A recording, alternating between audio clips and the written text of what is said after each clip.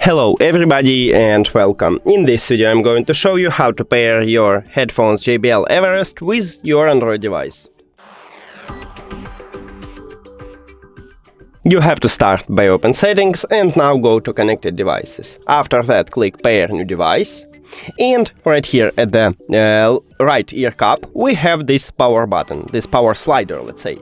So just slide up to turn on your headphones, and as you can see we have the LED light right here, and if it's your first connection it enters to prank mode automatically, but also you can press and hold at the Bluetooth button and it will enter to prank mode manually.